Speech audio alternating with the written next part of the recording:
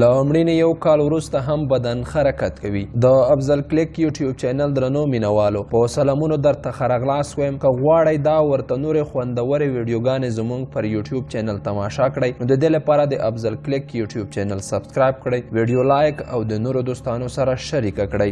ځینې خلک داسې وي چې له مړینې وروسته هم ناارامه وي او په نوي څېړنه کې دا خبره څرګنده شوې ده چې په ځینو مړو کې ښکاره حرکت کیږي. د مړو په اړه د دې څېړنې ترسره کولو وروسته که یوې خواته د جرمونو په څېړنه یا پلټنه کې به هم مرسته وشي نو بل خوا د مړو د له منځه تللو او د هغه ترمنځ د بدلونونو په تړاو به هم ډېر معلومات ترلاسه شي. په استرالیا کې یو لانجمند د مړو فارم جوړ شوی چېرته چې خلک له مړینې وروسته خپل مړي په رضاکارانه ډول سپاري او په دغه ځای کې کېښودل کیږي. ساینسپوهانو په ډېر باریکۍ سره د دغه مړو د له منځه تلو حرکت ګوري چې په دې لار ډېر ناویلې ترلاسه کیدای شي، خو په دې کار خلکو او ساینسپوهانو سختې نیوکې هم کړي دي. د دغه فارم نوم افټر دی. دلته کمرې لګول شوي دي چې په هرو 10 ثانیو کې د مړو انځورونه اخلي چې په یو ډیټابیس کې جمع کیږي. په دغه ځای کې 18 میاشتې د یو مړي جایزه واخیستل شوه او له هغې وروسته معلومه شوه چې له مړینې وروسته هم مړی حرکت کوي. د سنټرل کوینزلینډ پوهنتون ساینسپوه ایلسن ویلسن وایي